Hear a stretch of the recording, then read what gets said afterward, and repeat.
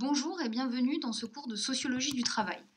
Pour brièvement me présenter, je m'appelle Karine Olivier, je suis maître de conférence au département de sociologie de l'université de Rennes 2 et le travail est une des thématiques sur lesquelles je suis spécialisée puisque mes travaux portent principalement sur la sociologie du travail, la sociologie des professions et la sociologie des organisations. Vous pouvez, en cas de besoin de questions à ce cours, déposer vos questions sur le forum. Vous pouvez également, pour des questions plus personnelles, me joindre sur mon adresse mail de l'université karine.olivier@univ-rennes2. Pour venir plus directement sur l'organisation de ce cours va être constitué de deux éléments principaux. Le cours magistral qui vous sera donné tout au long de ces diaporamas sonorisés, ainsi qu'une documentation complémentaire qui sera disponible sur Cursus et qui sera composée pour chacune des séances d'une bibliographie spécialisée sur la thématique abordée et éventuellement, en fonction des thèmes que nous aborderons, d'autres documents complémentaires du type résultats d'enquête empirique, données statistiques, illustrations, etc. Concernant maintenant l'évaluation de ce cours, il va s'agir pour chacun d'entre vous de me rendre un dossier sur un sujet que vous aurez à choisir. Vous verrez une liste des thématiques parmi lesquelles vous pouvez choisir sera disponible sur Cursus. Pour chacune de ces thématiques, vous aurez 1 à 2 textes à lire, et sur lequel il s'agira de faire la synthèse et d'essayer de mettre en perspective par rapport aux différents éléments du cours que nous aurons pu aborder. Alors, je ne rentre pas ici dans le détail des consignes du dossier puisque un fichier spécifique au dossier sera déposé sur Cursus dans lequel vous aurez toutes les consignes, la manière de lire les textes, le nombre de pages du dossier, la manière de construire votre dossier, etc., ainsi que la totalité des textes à lire et la liste des thématiques à aborder. Alors, pour passer maintenant dans le sujet qui nous intéresse, je voudrais aborder dans le module ici l'introduction générale de la sociologie du travail en essayant ici d'interroger la question de quelle est la place du travail dans nos sociétés.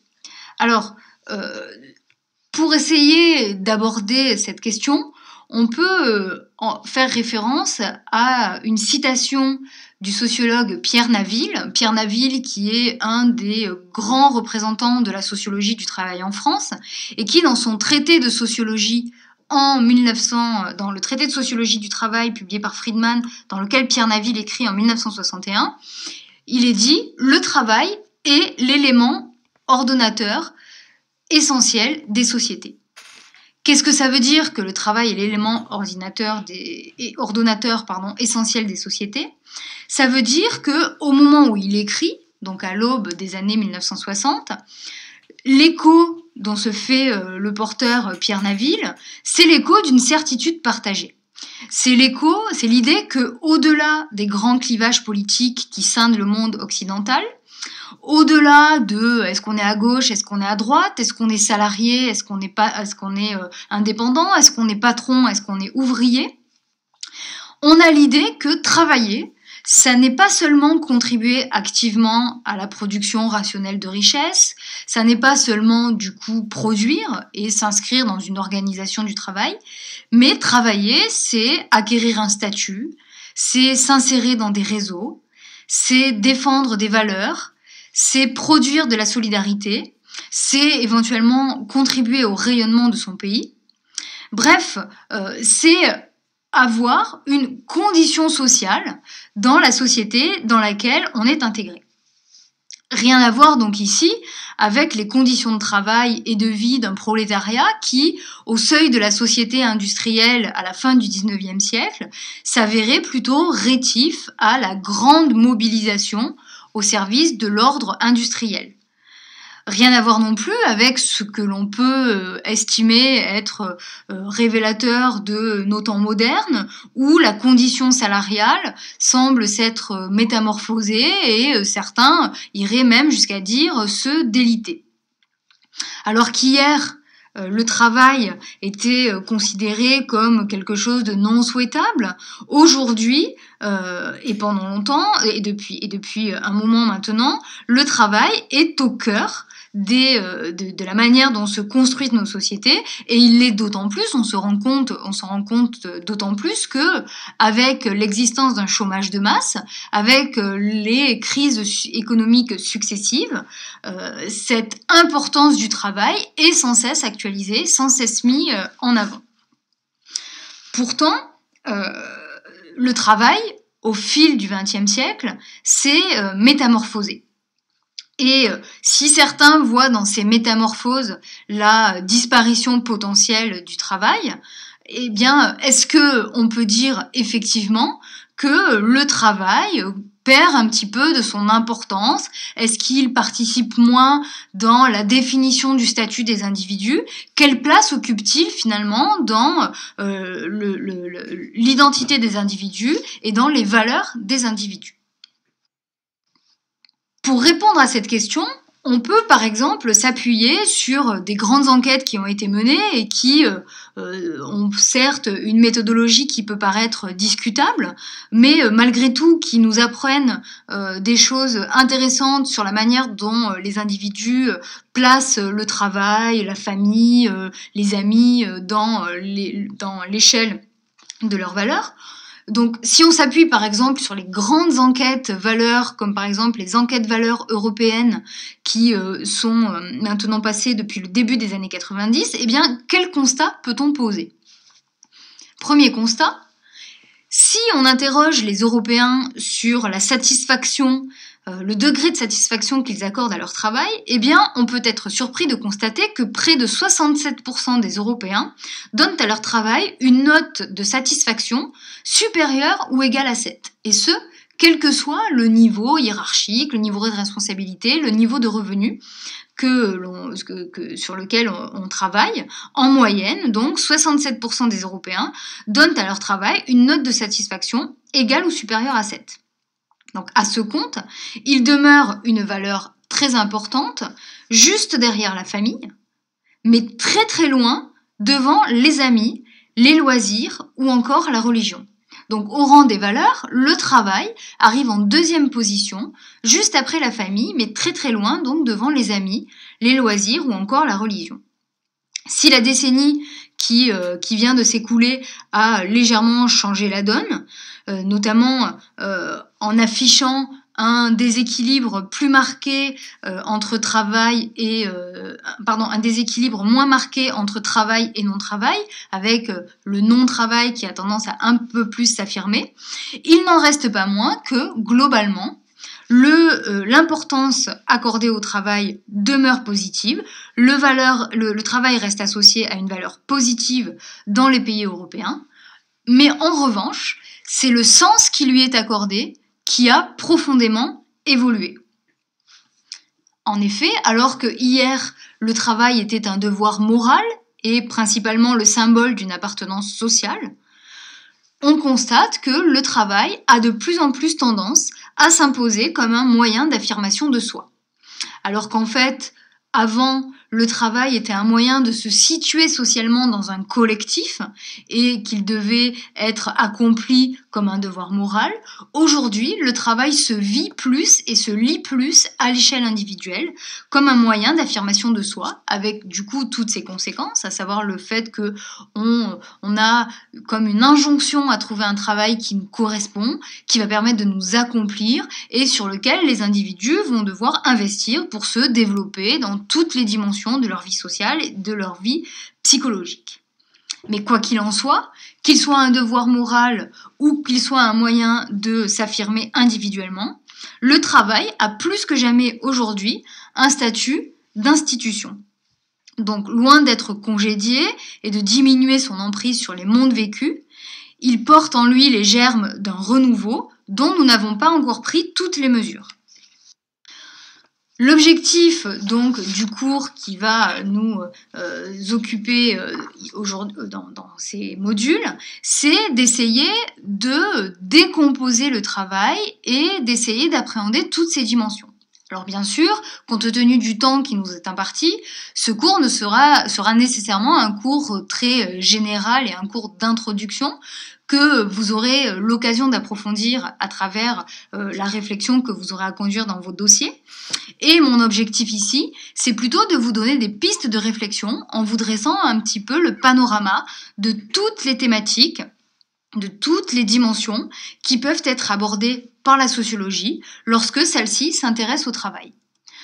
Donc, pour essayer ici aujourd'hui de bien vous faire comprendre cette centralité du travail et le fait que si son sens a changé, le travail reste plus que jamais une institution, je vous propose d'aborder cette question à travers deux dimensions importantes.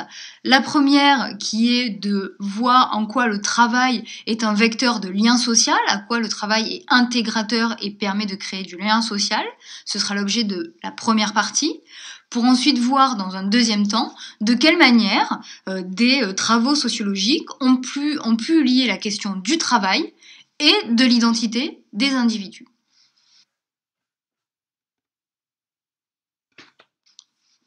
Alors, première partie ici, travail et lien social. On l'a dit, le travail est une valeur sociale. Les attitudes culturelles vis-à-vis du travail semblent d'ailleurs avoir été très variables au cours de l'histoire, en fonction de l'évolution des civilisations. Ainsi, pour dresser un panorama certes beaucoup trop rapide, mais malgré tout qui est assez parlant, on peut constater que dans le monde grec, le travail a emporté avec lui une vision très négative. Je parle ici du travail économique.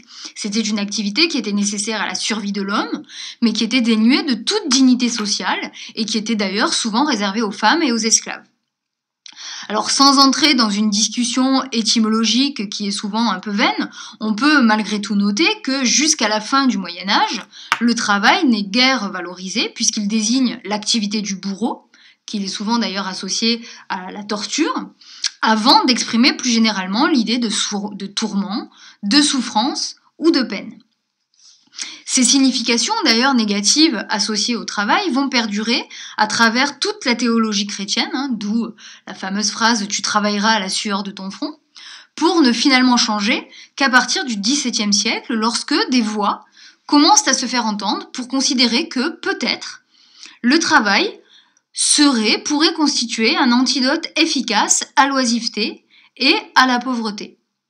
Cette idée va progressivement germer tout au long du siècle des Lumières pour finalement trouver un écho très favorable à partir du développement qui a suivi la première puis la seconde révolution industrielle qui vont cesser d'achever l'évolution de cette place du travail et qui vont mettre le travail au centre de l'organisation sociale. On aura l'occasion d'y revenir dans les modules suivants. Le travail donc arrive avec le développement de l'industrialisation au centre de l'organisation sociale et c'est le travail, et à cet égard les pères fondateurs de la sociologie ne s'y sont pas trompés, c'est le travail qui va apparaître comme étant à la source du lien social, à la source de la solidarité. Pour finir de s'en convaincre, on peut par exemple se référer au travail de Durkheim de la division du travail social. L'idée de Durkheim dans cet ouvrage qui est de dire que le travail est un vecteur de lien social dans la mesure où c'est par le lien social qui est créé par la division du travail que les individus vont se retrouver liés les uns aux autres. Précisons un petit peu cet argument. Quelles sont les idées centrales de Durkheim ? Durkheim nous dit, dans la division du travail social, la division du travail permet l'accroissement des richesses en augmentant la force productive et l'habileté des travailleurs.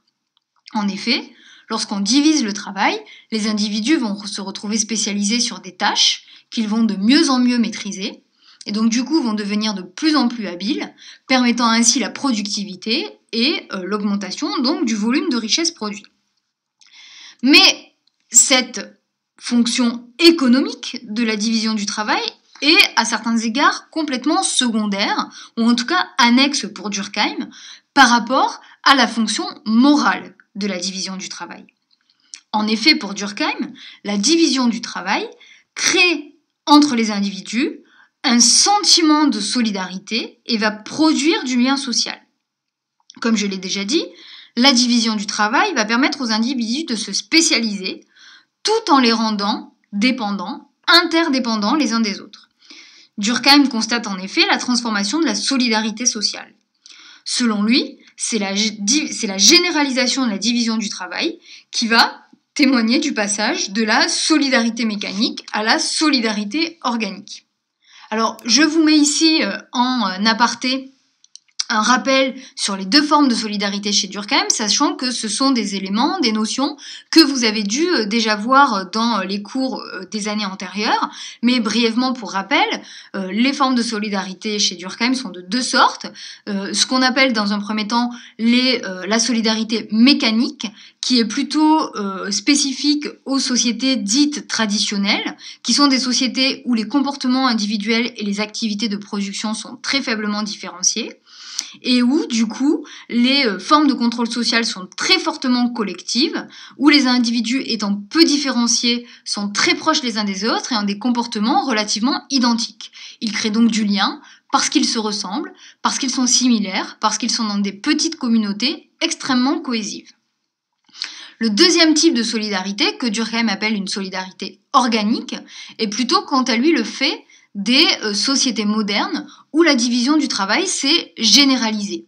Et suivant ainsi une métaphore dite organique, du coup, la métaphore du corps humain, Durkheim va décrire la solidarité entre les membres des sociétés modernes comme étant le résultat de la spécialisation et de l'interdépendance. Je produis de l'enseignement, je ne sais pas fabriquer mon pain, eh bien en échange de l'enseignement que je produis, la boulangère va, elle, me donner le pain contre l'enseignement que je pourrais dispenser à ses enfants. Donc bien sûr, il faut généraliser ça à l'échelle d'une société, mais on est ici du coup dans une solidarité organique qui, à l'image des différents organes du corps humain qui ont chacun une fonction spécifique, montre que la société comme le corps humain ne peut tenir que dès lors que les organes fonctionnent de manière solidaire les uns des autres. Ainsi, pour Durkheim, la croissance des sociétés va conduire les hommes à une interdépendance qui permet à chacun de compter sur les autres pour vivre. L'activité humaine va se segmenter, chacun va produire ce qui est nécessaire aux autres, et le lien social se crée du fait de cette complémentarité ou de cette interdépendance. Il faut toutefois ici préciser un petit peu ce que Durkheim entend par fonction morale. En effet, pour Durkheim, le lien social, l'évolution des formes du lien social vont varier en fonction de différents critères. Ils vont déjà varier en fonction de ce que Durkheim appelle la densité physique ou le volume social d'une population. À quoi ça va correspondre ? Ça va correspondre notamment au volume tout simplement démographique de la population, mais aussi au niveau de développement, en particulier des moyens de communication. Pourquoi des moyens de communication ? Parce que ce volume des moyens de communication va permettre le développement d'une deuxième caractéristique du lien social que Durkheim appelle la densité morale ou la densité dynamique des sociétés et qui va correspondre chez lui à l'intensité des échanges ou à l'intensité des interactions entre les individus. En effet, si on prend par exemple une société comme la société française, lorsque il fallait plusieurs jours de cheval pour faire Paris-Marseille, l'échange entre les individus qui habitaient à Paris et les habitants de Marseille était très compliqué.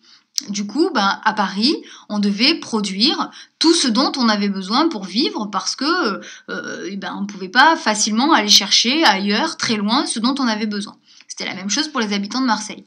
Lorsque aujourd'hui on fait Paris-Marseille en 3 heures de TGV, les villes peuvent se spécialiser sur certains types de services et la multiplication des échanges entre les deux types de services va permettre cette spécialisation et va du coup avoir tendance à encore plus accroître la dynamique des échanges entre, par exemple, donc ces deux territoires.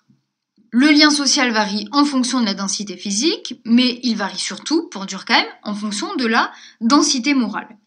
Et cette densité morale va permettre l'association des consciences individuelles, Donc plus les individus vont être en lien, plus leurs consciences individuelles vont s'associer et vont ainsi engendrer ce que Durkheim appelle la conscience collective, qui pour lui est très largement supérieure à la simple somme des consciences individuelles.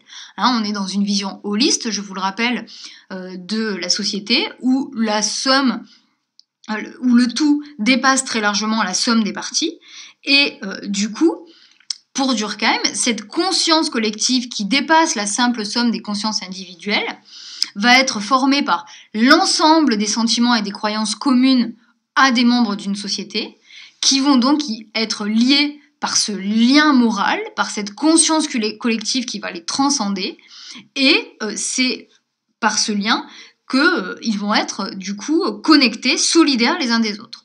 Donc on voit ici comment, au fur et à mesure que la division du travail s'accroît, le lien social va être de plus en plus fort, de plus en plus important et de plus en plus lié au travail pour Durkheim.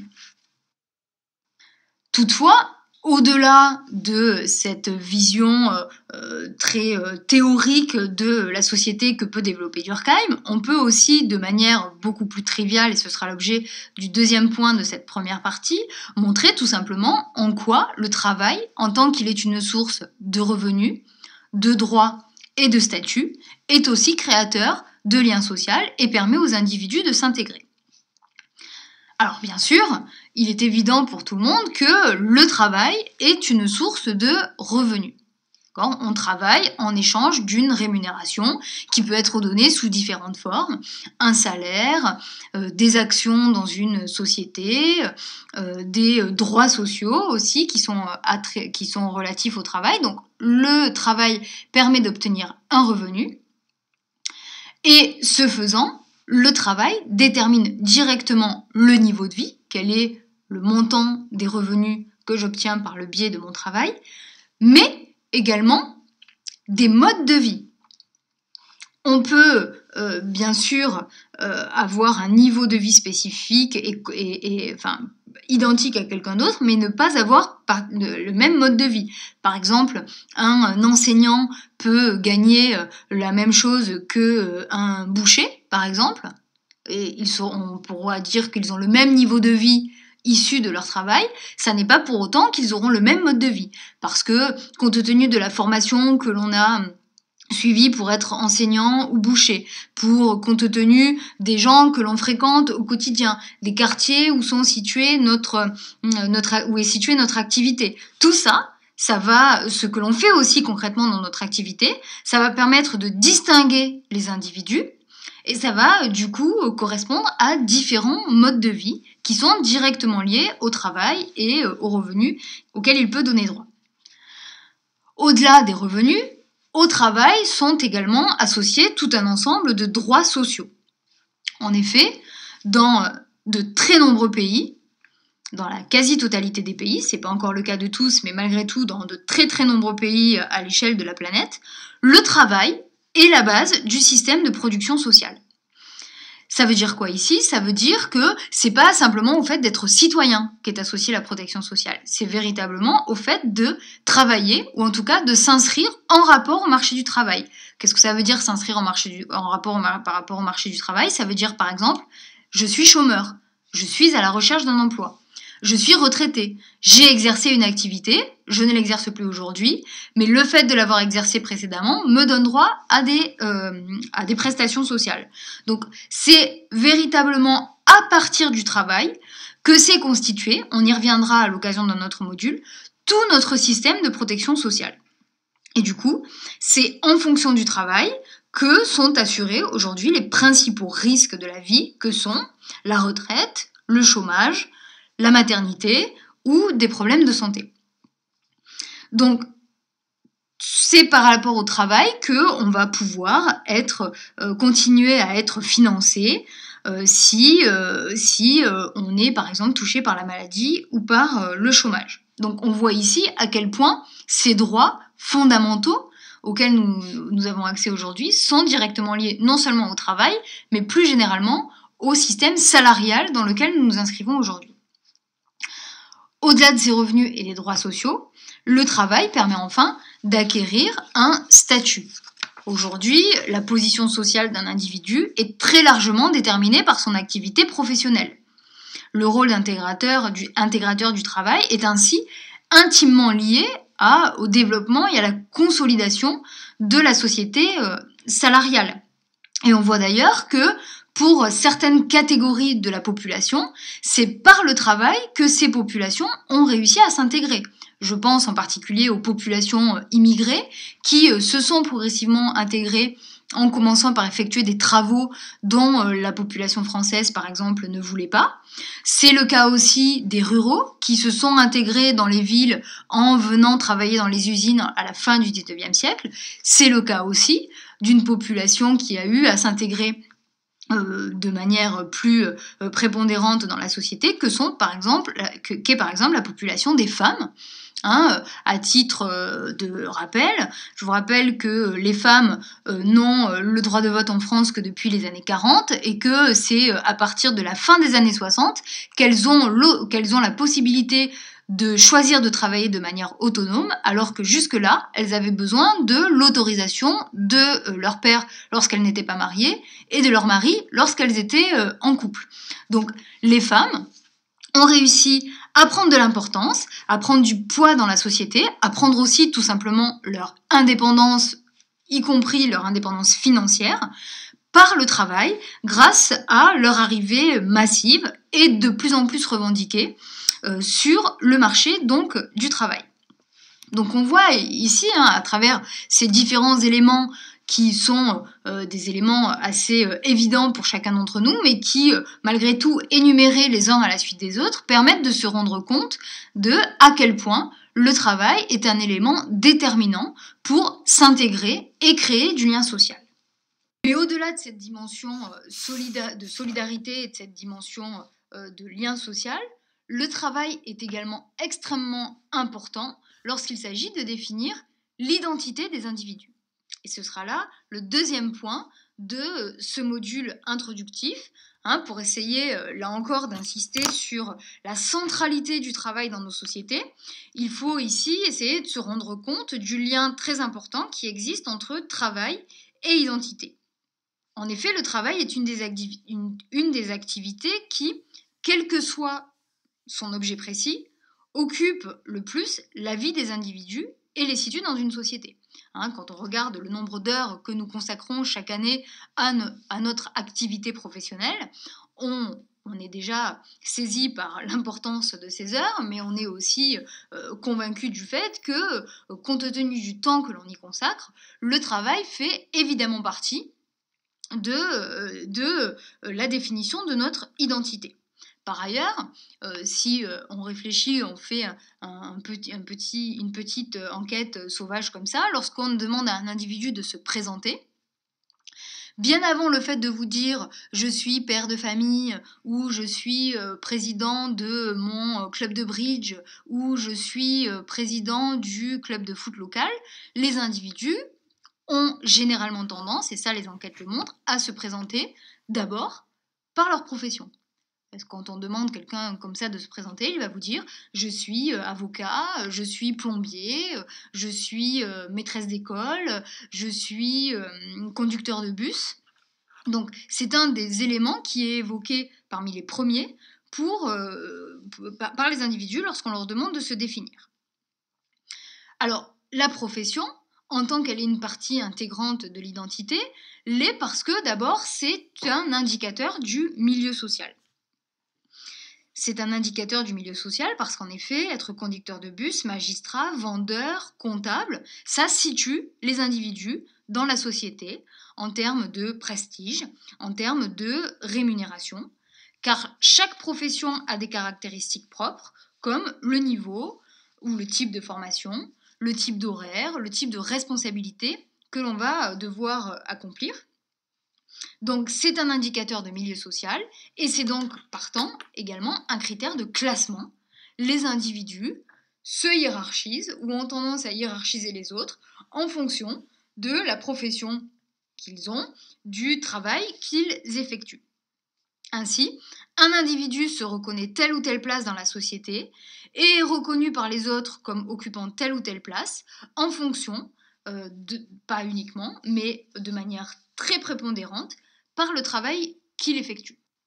Mais au-delà de cette dimension de solidarité et de cette dimension de lien social, le travail est également extrêmement important lorsqu'il s'agit de définir l'identité des individus. Et ce sera là le deuxième point de ce module introductif, pour essayer, là encore, d'insister sur la centralité du travail dans nos sociétés. Il faut ici essayer de se rendre compte du lien très important qui existe entre travail et identité.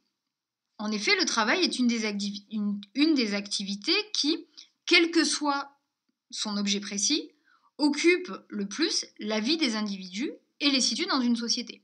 Quand on regarde le nombre d'heures que nous consacrons chaque année à notre activité professionnelle, on est déjà saisi par l'importance de ces heures, mais on est aussi convaincu du fait que, compte tenu du temps que l'on y consacre, le travail fait évidemment partie de la définition de notre identité.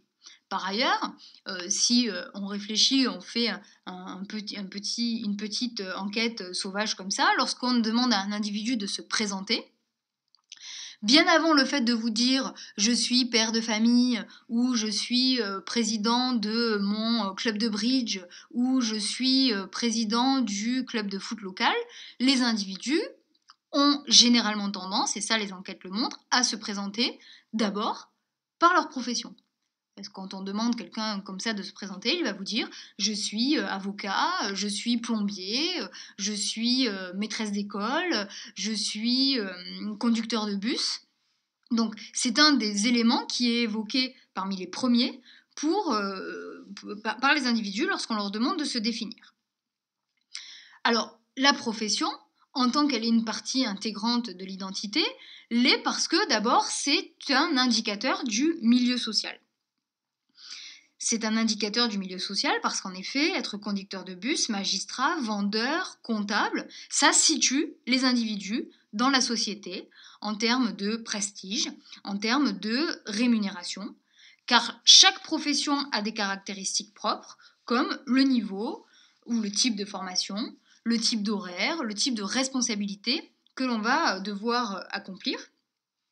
Donc c'est un indicateur de milieu social et c'est donc partant également un critère de classement. Les individus se hiérarchisent ou ont tendance à hiérarchiser les autres en fonction de la profession qu'ils ont, du travail qu'ils effectuent. Ainsi, un individu se reconnaît telle ou telle place dans la société et est reconnu par les autres comme occupant telle ou telle place en fonction, pas uniquement, mais de manière très prépondérante, par le travail qu'il effectue.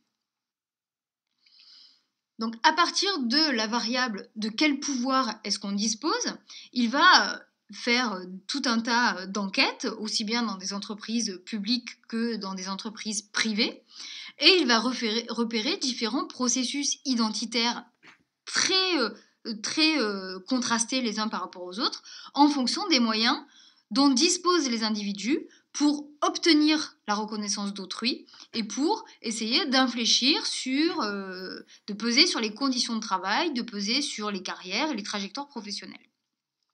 À partir de cette variable, donc accès aux ressources, accès au pouvoir, il établit donc une typologie dans laquelle il va mettre en évidence 4 modèles identitaires. Alors, ces 4 modèles identitaires, quels sont-ils ? Il va les caractériser de la manière suivante. Le premier de ces modèles identitaires pour Saint-Saulieu est un modèle qu'il va appeler fusionnel. Qui sont les travailleurs qui relèvent de ce modèle fusionnel, qui sont les travailleurs dont l'identité au travail relève de ce modèle fusionnel.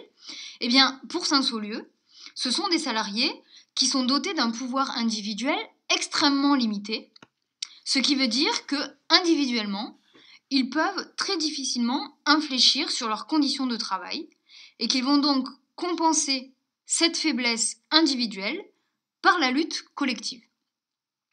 Cette lutte collective, qui est celle donc de la classe ouvrière dans l'âge d'or de l'industrie, C'est une lutte collective qui va nécessiter une très forte solidarité entre les groupes de pairs, donc des individus qui reconnaissent qu'ils ont la même situation, la même identité, le même positionnement, et qui vont du coup revendiquer des valeurs communes, une très franche camaraderie, une très forte unité. Et pour Saint-Saulieu, ce modèle fusionnel, c'est celui que l'on rencontre très majoritairement parmi les ouvriers spécialisés ou les petits employés de bureau. Donc cette population salariée faiblement qualifiée qui, du coup, pour pouvoir agir sur ces conditions de travail, ne peut passer que par la lutte collective. À l'opposé, Saint-Saulieu identifie un modèle identitaire au travail qu'il va qualifier de modèle de la négociation. Il va concerner ici plutôt des professionnels très qualifiés, y compris d'ailleurs des ouvriers. On n'est pas forcément ici en haut des organigrammes dans les entreprises. Il y a bien évidemment des ouvriers très qualifiés, les ouvriers de métier notamment, mais aussi les cadres de production, qui, grâce à la richesse de leurs compétences et aux responsabilités acquises par leurs fonctions, ont les moyens d'affirmer leurs différences, de négocier leurs alliances et leur reconnaissance sociale. Le modèle identitaire est du coup ici fondé sur la négociation, et c'est ce modèle de la négociation qui va alimenter leur rapport au travail, dans la manière dont ils vont investir effectivement leur travail, dans la manière dont ils vont aussi s'adresser à leurs collègues, à leurs subordonnés et à leurs supérieurs. Ce sont donc des individus qui peuvent se reconnaître dans des collectifs, le collectif des ouvriers de métier, le collectif des cadres dans une entreprise, mais qui malgré tout vont être plus dans des stratégies non pas de lutte collective, mais de négociation, même si ces négociations sont portées par un groupe. Troisième modèle beaucoup plus individualiste celui-là, qui va se construire sur un type identitaire que Saint-Saulieu qualifie d'affinitaire. Ce modèle ici affinitaire ne repose pas du tout sur de la solidarité entre collègues comme dans le premier modèle, mais simplement sur quelques connivences affectives. En effet, dans ce modèle, les salariés sont pour Saint-Saulieu et ses équipes tendus vers une volonté d'ascension sociale qui passe souvent par une mobilité externe à l'entreprise. C'est ici le carriérisme qui va motiver les individus et qui va les mobiliser par leur travail. Et on est donc ici sur une volonté d'évoluer, de changer de conditions de travail, plus par la sollicitation de connaissances interpersonnelles et la circulation éventuellement à l'extérieur de son entreprise.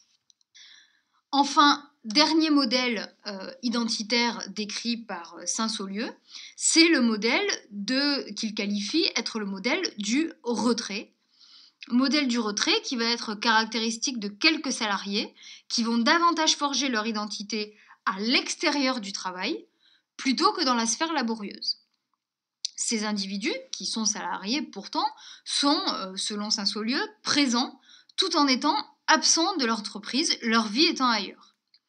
Ce modèle de retrait, attention, est cependant plus souvent subi que désiré.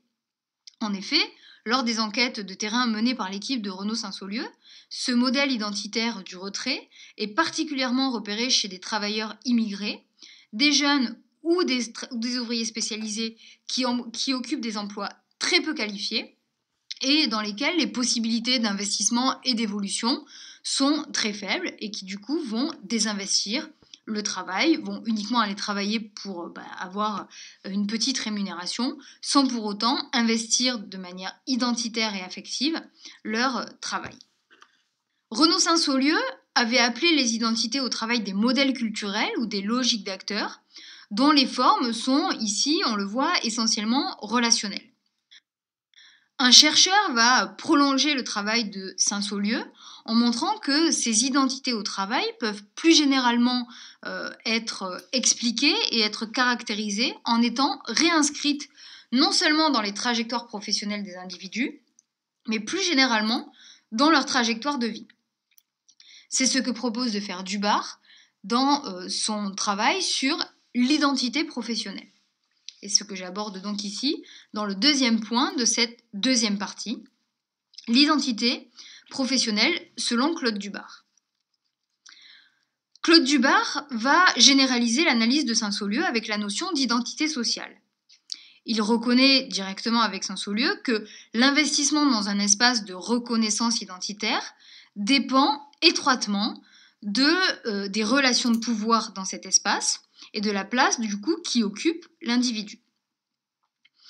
Le cadre théorique proposé par Saint-Saulieu privilégiait la constitution d'une identité professionnelle à partir de l'expérience de ces relations de pouvoir. Or, Dubar nous indique que les individus appartiennent à des espaces identitaires variés dans lesquels ils vont se considérer comme suffisamment ou insuffisamment reconnus ou valorisés. Ces espaces identitaires, ça peut bien sûr être le travail, mais ça peut être également la famille, ça peut être également la sphère politique, les loisirs. Donc, pour Dubar, un individu n'a pas un seul espace de reconnaissance identitaire. Et pour Claude Dubar, l'espace de reconnaissance de l'identité de l'individu dépend très étroitement de la non-reconnaissance ou de la reconnaissance de ses savoirs, de ses compétences, de ses images dans ces différents champs identitaires. Donc pour lui, il va être très important d'accorder une place centrale dans l'analyse à la trajectoire biographique des individus, non seulement dans le travail, mais également en dehors du travail. Par ailleurs, il va être décisif de pouvoir identifier les espaces de reconnaissance à l'intérieur et à l'extérieur de la sphère du travail. Enfin, il faut accorder pour lui, pour pouvoir identifier ses identités professionnelles, il va falloir essayer d'analyser de manière la plus fine et la plus précise possible la socialisation secondaire, c'est-à-dire la socialisation qui se fait sur le lieu de travail et dans les autres espaces de reconnaissance identitaire, de manière extrêmement décomposée. Pour ce faire, Dubar dit insiste sur l'idée qu'il faut être attentif à ce qu'il appelle, et ce que vous connaissez déjà puisque vous l'avez vu à l'occasion d'autres cours au cours des années antérieures, à ce qu'il appelle la double transaction. Une double transaction, un compromis si l'on veut, entre ce qu'il appelle l'identité pour autrui. Donc l'identité pour autrui, c'est l'image que les individus ont de nous, et l'identité pour soi, c'est l'image que nous avons de nous et que nous voulons renvoyer aux individus. Simplement pour rappel ici, je ne développe pas, l'identité sociale d'un individu, c'est le compromis, la transaction entre cette identité pour soi et cette identité pour autrui, dont la rencontre et la confrontation vont donner lieu à l'identité sociale. Au-delà de cette double transaction qui doit être du coup analysée sur le lieu de travail, Dubar va accorder une attention particulière à 3 dimensions du travail en entreprise. Quelles sont ces 3 dimensions du travail en entreprise ? La première, c'est ce que Dubar appelle le monde vécu du travail. Le monde vécu du travail, c'est la place que l'individu occupe dans le collectif, les relations personnelles qu'il peut nouer sur son lieu de travail. Est-ce qu'il fait partie de groupes informels, par exemple de groupes amicaux qui se sont développés ? Quelle est la perception subjective de ces relations qu'ont les individus ? Est-ce que l'individu a un sentiment d'appartenance à l'entreprise ? Donc c'est ici, on le sent, toute la dimension subjective que l'on peut avoir dans le travail. Deuxième point auquel il faut être attentif selon Dubar, ce sont les relations de travail. Donc avec qui on est en contact de manière officielle, les subordonnés, les supérieurs, mais aussi, je l'ai déjà dit, de manière informelle. Troisième dimension enfin, la trajectoire professionnelle et la perception de l'avenir. Quelles sont les différentes étapes que l'on a déjà accomplies et de quelle manière se projette-t-on dans une carrière future ? Alors, ces différents aspects vont permettre à Dubar d'établir, dans le prolongement du travail de Saint-Saulieu, 4 types d'identité.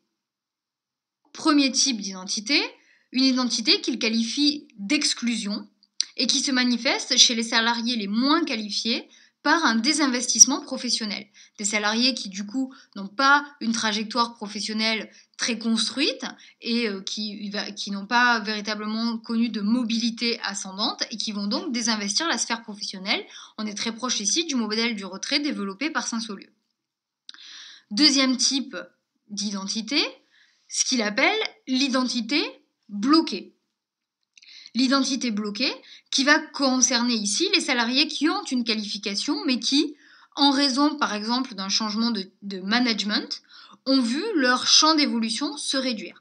Parce que les formes d'organisation ont évolué, parce que les types de management ont évolué, eh bien, certains individus, c'est le cas par exemple des individus qui se situent dans les catégories socioprofessionnelles au niveau des employés et des techniciens, se retrouvent du coup avec peu de perspectives d'évolution.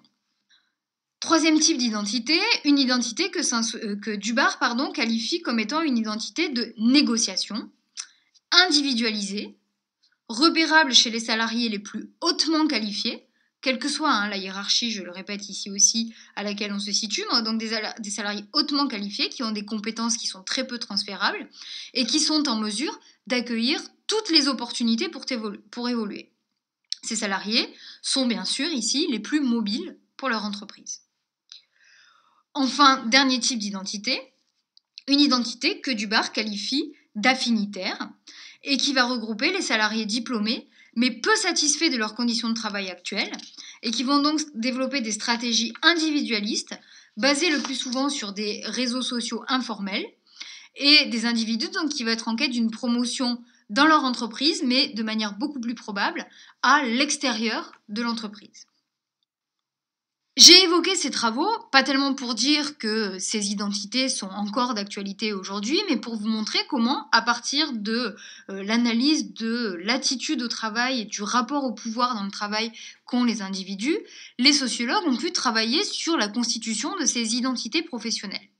Mais ce que l'on constate aujourd'hui, et ce que constate d'ailleurs Dubar dans un ouvrage qu'il a écrit au début des années 2000 et qui s'intitule « La crise des identités », c'est que lorsque on analyse les différentes évolutions qui ont concerné le monde du travail depuis les années 60, augmentation du chômage, deuxième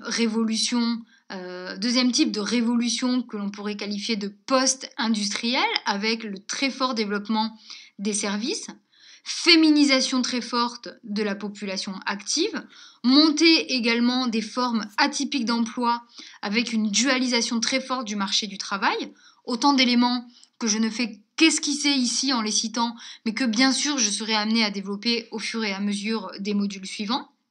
Eh bien, compte tenu de ces évolutions du marché du travail et du marché de l'emploi depuis le milieu des années 60, Claude Dubar s'interroge sur l'influence de ces mutations sur le sens du travail et du coup sur les identités professionnelles.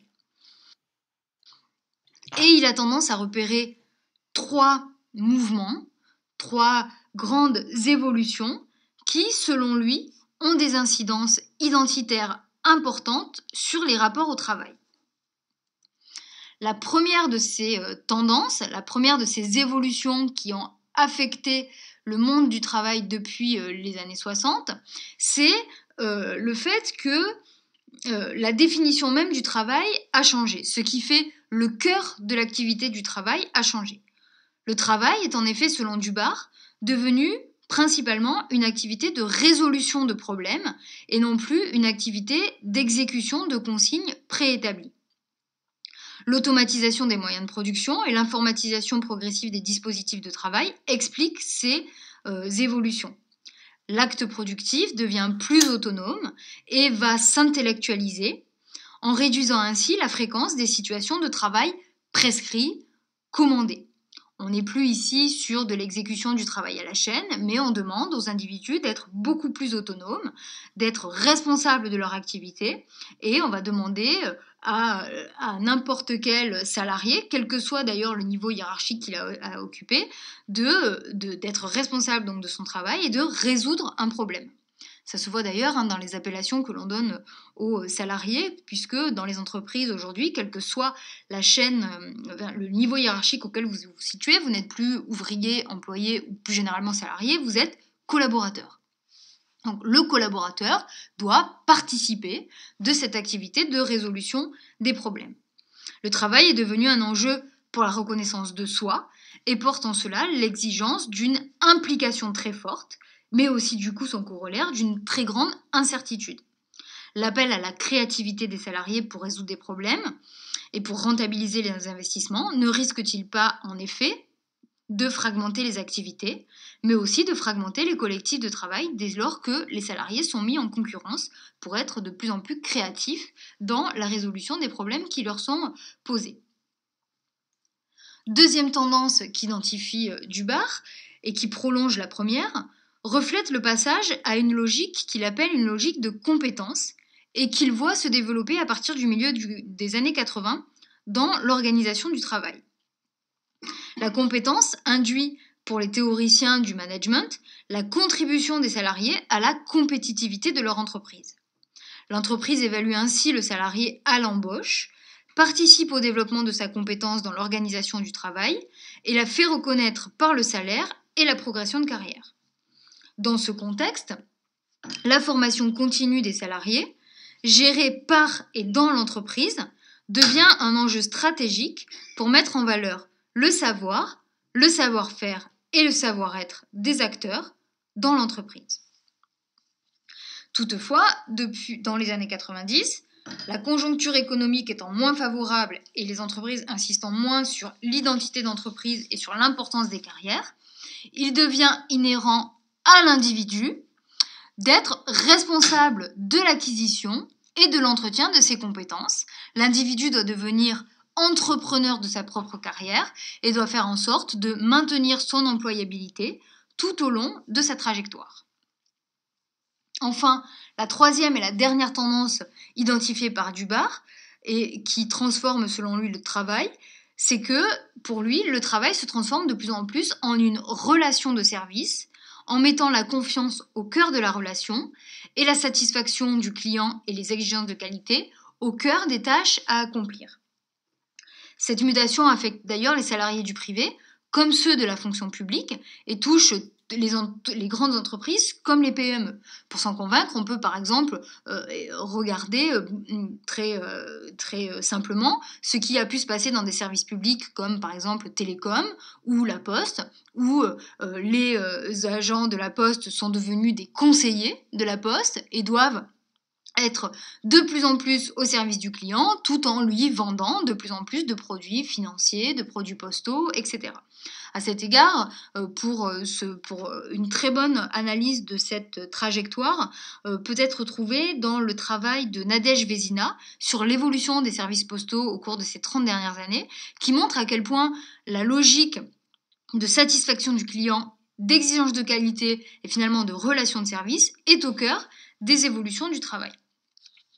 Pour Dubar, finalement, tout se passe comme si la montée des thèmes des identités accompagnait progressivement le déclin de la lutte des classes, parce que les trois tendances que nous avons décrites, une activité de résolution de problèmes, une logique de compétence, une relation de service qui met l'individu au cœur du travail et rend l'individu responsable de son travail, du service et de sa carrière, fait que, progressivement, la logique identitaire devient centrale, mais la logique identitaire individuelle devient centrale, et elle s'accompagne du déclin progressif de la lutte des classes.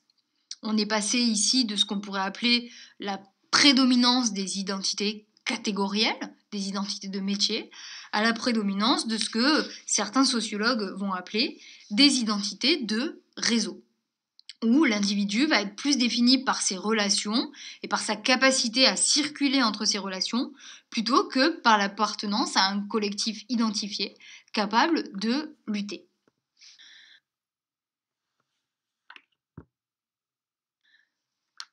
On voit à l'issue ici de ce module à quel point ces grandes tendances ayant été très rapidement évoquées, à quel point le travail occupe ici donc une position centrale dans nos sociétés. Et du coup, pour essayer d'approfondir tous les éléments introductifs que j'ai évoqués jusque-là, Et pour finir de s'en convaincre, je voudrais terminer ici ce module introductif en rappelant que s'il est important de faire une sociologie du travail, c'est d'abord parce qu'on le voit, le travail occupe une place centrale dans nos sociétés et que donc il constitue un des objets centraux et un des plus anciens d'ailleurs de la discipline sociologique. Que par ailleurs, le travail est pour la sociologie un objet de dialogue fécond avec de nombreuses autres disciplines comme l'économie, comme le droit, comme la psychologie, comme l'ergonomie par exemple, et que du coup, l'objectif qui va être le mien dans les modules suivants, ça va être d'essayer d'approfondir les différentes dimensions que je n'ai fait ici qu'esquisser pour vous donner une idée de la centralité de ce travail, de manière donc ici plus approfondie. Aussi, dans les modules qui vont suivre, je vais d'abord m'intéresser dans les modules suivants à la question du développement de l'emploi salarié et à la question qui a pu être posée compte tenu des développements récents sur le marché du travail de la fin de l'emploi salarié. Peut-on parler de fin du travail? Peut-on parler de la fin du salariat? Ce sera également l'occasion pour moi de revenir sur les grands éléments d'analyse d'un marché du travail. Qu'est-ce que c'est un marché du travail? Qu'est-ce que c'est qu'un travail? Qu'est-ce que c'est qu'un emploi? De faire un zoom plus spécifique dans un module particulier sur la question des discriminations sur le marché du travail, à travers en particulier l'exemple du plafond de verre chez les femmes. Un module sera ensuite consacré à la question du chômage, sa comptabilité, mais aussi l'expérience du chômage par les chômeurs eux-mêmes. Et enfin, un dernier module me permettra de revenir sur la question des relations professionnelles, entendues ici comme la place du dialogue social et des syndicats dans l'organisation du travail.